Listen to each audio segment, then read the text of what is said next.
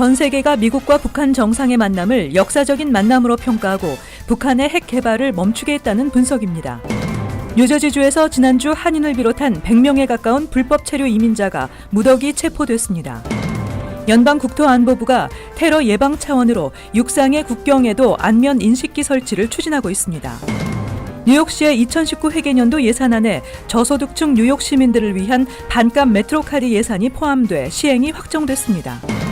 뉴저지주에서 기호용 마리화나가 곧 합법화될 것으로 보입니다. 이상은 이 시각 주요 뉴스입니다. 시청자 여러분 안녕하십니까? KBN 뉴스입니다. 역사적인 만남. 전 세계가 미국과 북한 정상의 만남을 역사적인 만남으로 평가했습니다. 동북아시아 외교의 틀을 새롭게 바꾸고 군사적 대치와 북한의 핵 개발을 멈추게 했다는 분석입니다. 세부 내용이 부족하다는 지적도 있습니다. 지한샘 기자가 자세히 보도해드립니다. 북한과 미국 두 정상의 만남이 성사되며 한반도 평화 관계 구축을 위한 역사적인 대화가 오갔던 북미 정상회담. 두 정상은 공동 합의문을 통해 북미 관계의 정상화, 평화 체제 구축, 한반도 완전 비핵화, 유해 송환 등을 약속했습니다. 외신들은 이번 회담이 북미 간 오랜 적대 관계를 청산하기 위한 첫걸음이었다고 평가했지만 구체적인 절차나 단계가 명시되지 않은 점을 지적했습니다. 워싱턴 포스트는 트럼프 대통령의 도박이 놀라운 효과를 거둬 북미 군사적 대치와 북한 핵 개발 사이클을 끊어냈다고 평가했지만 북미 수교 등 외교 관계 개선에 대해서는 언급이 없었다고 밝혔습니다. 로이터 통신도 이번 북미 정상회담을 과거 리차드 닉슨 대통령과 마오쩌둥 주석의 회담에 비견하며 지속적인 긴장 완화가 가능할 경우 동북아시아 외교 틀을 새롭게 바꿀 수 있겠지만 이 목표를 달성하기 위한 세부적인 내용이 거의 없는 점을 짚었습니다. 뉴욕타임스, CNN 등도 이번 회담을 통해 두 정상이 변화를 약속했지만 세부 사항이 부족하다고 보도했습니다. 하지만 이번 회담이 성공적이라는 것이 전반적인 반응입니다. 전문가들은 두 정상이 후속 회담을 언급한 만큼 북미 대화가 지속적으로 이어져 좋은 결과를 가져온다면 이번 회담이 충분히 성공적이었다고 평가하게 될 것이라고 말했습니다. KBN 뉴스 지한샘입니다. 뉴저지주에서 지난주 한인을 비롯한 100명에 가까운 불법 체류 이민자가 무더기 체포됐습니다. 체포된 이민자들 가운데 77%는 범죄 전과가 있었으며 70%는 중범 전과자로 알려졌습니다. 연방이민세관 단속국 산하 단속추방작전부는 지난주 뉴저지주 전역에서 범죄 수배, 전과 이민자, 불법 재입국 등 불법 이민자 등에 대한 단속작전을 실시해 한국 국적 2명 등 모두 91명의 이민자들을 체포해 이민구치소에 수감했다고 어제 밝혔습니다. 연방이민세관 단속국은 이번 단속은 심각한 범죄 전과 또는 공공치안에 위협을 주는 이민자에 중점을 뒀다며 체포된 이민자들 가운데 77%는 범죄 전과가 있으며 70%는 중범 전과자였다고 설명했습니다. 체포된 이민자들은 미성년자 성폭행, 아동학대, 돈세탁, 음주운전, 사기, 가정폭력, 절도, 무기 소지 등의 전과자였으며 이들 중 19세에서 78세 사이의 이민자는 이민법원에서 추방 절차를 밟게 됩니다. 전국 이민법원에 계류 중인 추방 재판 적체 현상이 갈수록 심화되고 있습니다. 이 같은 원인은 최종 판결까지 걸리는 평균 계류 일수가 크게 늘어났기 때문입니다. 시라큐스대가 최근 발표한 이민법원 적체 현황 보고서에 따르면 지난 5월 말 현재 전국 이민법원에 계류 중인 추방 재판 건수는 71만 4,067건으로 역대 최다를 기록한 것으로 나타났습니다. 도널드 트럼프 대통령이 취임한 2017년 1월 말 적체 건수 54만 2,411건과 비교하면 1년 4개월 만에 32%나 증가한 것입니다. 이처럼 적체가 심해진 이유는 최종 판결까지 걸리는 평균 계류 일수가 크게 늘어났기 때문인데 평균 계류 일수가 지난해 5월 말에는 392일이었으나 올해는 501일로 28% 늘어났고 오바마 행정부 마지막 회계년도 평균 계류 일수보다는 42% 증가했습니다. 추방을 면하고 구제되는 판결이 내려질 때까지는 평균 1,064일이 걸려 전년 같은 기간보다 17% 늘어났습니다. 현재 뉴욕시 이민법원에서는 92,883건이 계류 중으로 심리가 열릴 때까지 평균 1,092일을 기다려야 하며 37,891건이 계류된 뉴저지주 뉴악 이민법원의 경우는 1,116일을 기다려야 하는 것으로 밝혀졌습니다. 심리가 열릴 때까지 대기 기간이 가장 긴 곳은 텍사스주 휴스턴의 이민법원으로 1,751일이 걸리는 것으로 조사됐습니다. 한편 지난달 말 현재 한인 계류 건수는 698건으로 집계됐으며 주별로는 캘리포니아가 254건으로 가장 많았습니다. 버지니아가 87건으로 두 번째였으며 이어 뉴저지 83건, 뉴욕 53건 순이었습니다. 연방국토안보부가 테러 예방 차원으로 공항뿐만 아니라 육상의 국경에도 안면 인식기 설치를 추진하고 있습니다. 얼굴 인식 출입국 시스템으로 테러 용의자는 물론 오버스테이 불법 체류자 색출도 더욱 용이해질 것으로 예상됩니다.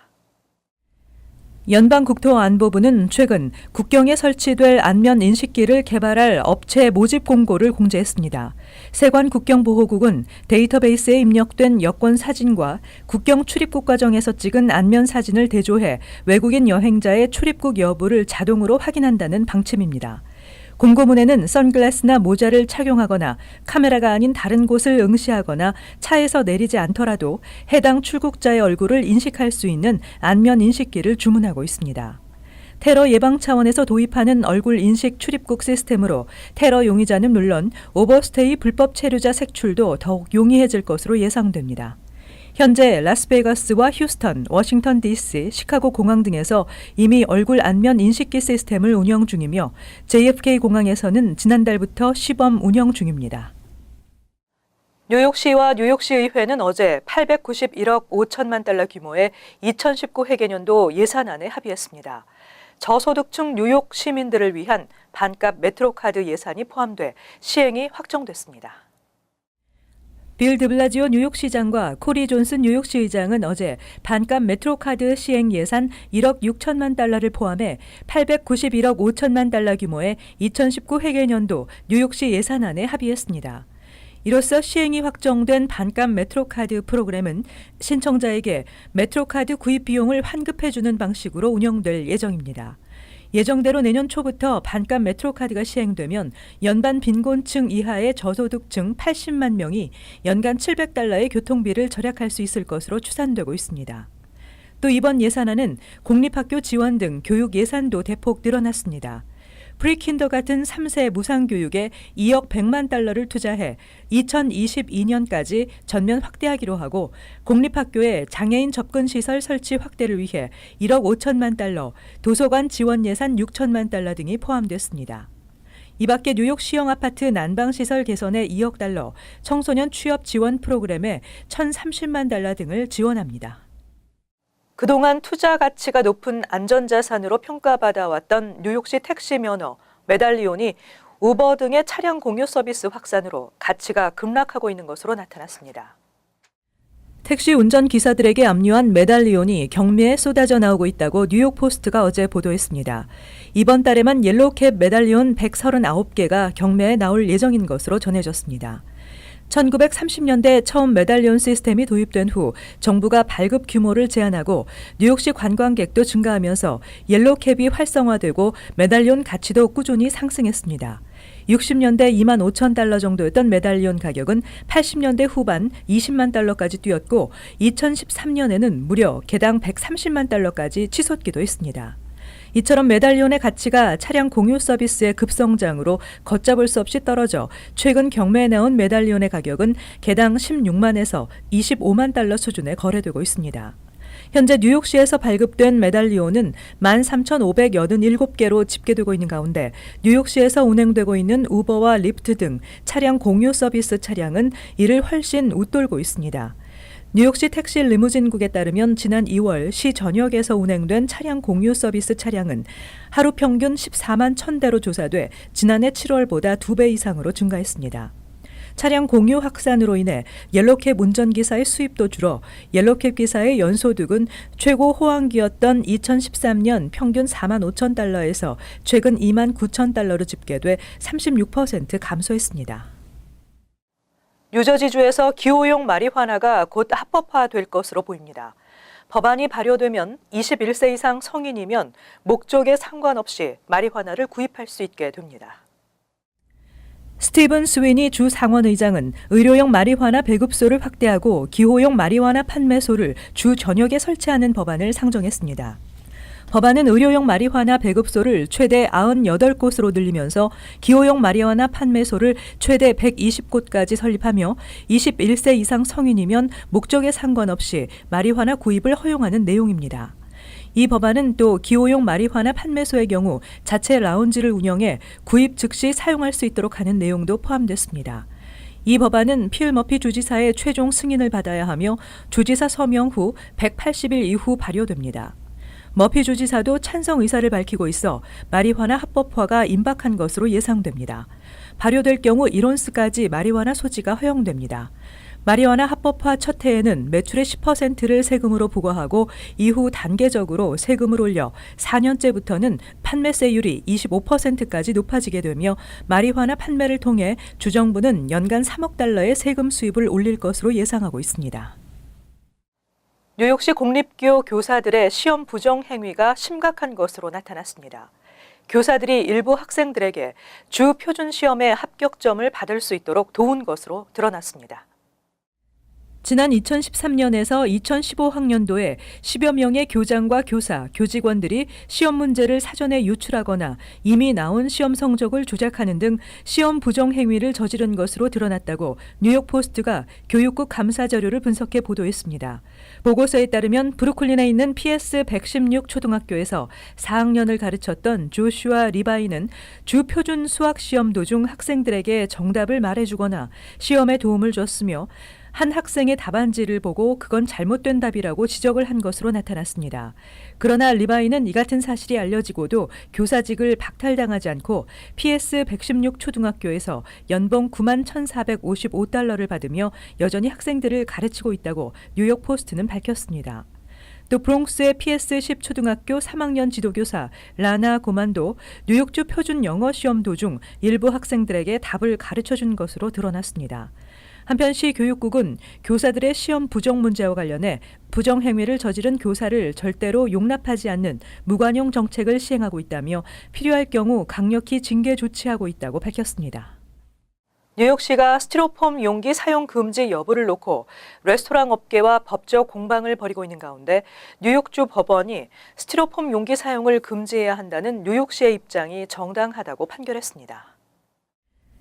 마거렛 첸 판사는 판결문을 통해 스티로폼 용기가 환경 보호와 경제적 차원에서 재활용이 충분히 가능하다는 레스토랑 업계의 주장을 인정할 수 없으며 환경 보호 차원에서 스티로폼 용기 사용을 금지해야 한다는 뉴욕시의 입장이 정당하다고 판결했습니다. 한편 뉴욕시 레스토랑 액션 얼라이언스와 스티로폼 제조업체 등은 이번 판결을 받아들일 수 없다는 입장이며 추가 대응 방안을 고심하고 있는 것으로 알려졌습니다. 뉴욕시는 2013년부터 식당과 카페 등에서 일회용 스티로폼 용기 사용 금지를 추진해 왔습니다.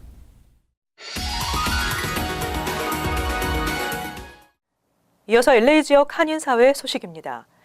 한인타운의 리틀 방글라데시 분할한 현장 투표율이 일주일 앞으로 다가온 가운데 한인들의 적극적인 투표 참여가 요구되고 있습니다. 한미연합회는 현재까지 우편 투표가 완료된 표 가운데 98%는 한인 유권자인 것으로 나타나는 등 이번 투표에 대한 한인들의 관심이 높다며 실제 결과에 반영하기 위해선 현장 투표 참여에 총력을 기울여야 한다고 강조했습니다. LA시 선거국에 따르면 현장 투표에 참가할 주민들은 반드시 신분증과 증빙 서류를 지참해야 하며 투표소에 방문해 유권자 등록을 한 뒤 투표권을 행사할 수 있습니다. 특히 한미연합회는 아직 투표지를 받지 못한 주민은 선거국이나 한미연합회에 전화한 후 등록 상태를 확인하는 것이 좋으며 우편 투표지를 받았지만 투표 참여가 불가능한 주민은 투표지를 한미연합회에 보내거나 수거 요청을 하면 대신 발송하는 서비스를 운영한다고 덧붙였습니다. 페사데나에서 버스를 기다리던 한 행인이 노숙자가 휘두른 가위에 찔려 부상을 입었습니다. 페사디나 경찰국에 따르면 어제 오전 9시쯤 210번 프리웨이 인근 레이크 애비뉴에서 한 주민이 버스를 기다리다 지나가던 노숙자가 휘두른 가위에 팔뚝을 찔려 부상을 당했습니다. 경찰 당국은 피해자는 노숙자가 접근해 이상한 말을 걸자 자리를 피하려고 했으며 이 과정에서 노숙자는 남성의 뒤통수에 건전지를 던지고 버스에 오르려던 남성의 팔을 가위로 찔렀다고 설명했습니다. 한편 셰리프국에 따르면 현재 노숙자는 흉기 폭행죄로 기소돼 린우드 지역의 센츄리 지역 교도소에 수감 중인 것으로 알려졌습니다. 이어서 간추린 소식입니다. 연방상원세출위원회는 엠트랙 등 주요 교통시설 개선 사업을 위한 예산 714억 달러를 지원하는 법안을 통과시켰습니다. 맨하탄과 뉴저지를 잇는 허드슨 리버 터널 공사 게이트웨이 프로젝트 예산으로 최소 5억 4천만 달러를 지원하는 것도 포함됐습니다. 뉴욕 뉴저지 주정부는 새 터널 공사를 수년 전부터 추진해왔지만 막대한 예산이 걸림돌이었습니다. 퀸즈 자마이카 힐크레스트 고등학교 캐롤라인 신 교사 등 2명이 존 비넷 교감을 상대로 200만 달러 손해배상 소송을 제기했습니다. 소장은 교감이 여교사 등과 성관계를 맺으며 성적인 분위기를 조성하고 이에 동조하지 않은 여교사들을 괴롭혀 정신적, 육체적으로 피해를 입혔다는 내용입니다. 특히 신 씨는 비넷 교감이 부적절한 행위에 대해 알고 있는 자신을 괴롭혔다고 밝혔습니다. 맨하탄 검찰은 김영근 뉴욕시립대 리먼 칼리지 교수를 폭행해 숨지게 한 매튜 리가 2급 살인 혐의와 1급 강도 혐의로 뉴욕주 대법원에 기소됐다고 밝혔습니다. 리는 지난달 13일 맨하탄에서 김 교수를 폭행하고 현금 300달러를 빼앗아 달아났다가 사건 발생 나흘 만에 검거됐고 김 교수는 지난 17일 결국 사망했습니다. 필 머피 주지사가 스포츠 도박을 합법화하는 법안에 최종 서명함으로써 뉴저지주에서 스포츠 도박이 합법화됐습니다. 이로써 21세 이상 주민들은 아틀란틱시리 카지노나 경마장에서 여러 스포츠 경기에 베팅을 할 수 있습니다. 맘머스파크 경마장 등 업계는 14일부터 스포츠 도박을 시행할 계획이며 온라인을 통한 스포츠 도박은 발효 30일 후부터 가능합니다. 계속해서 환율과 증권 소식입니다.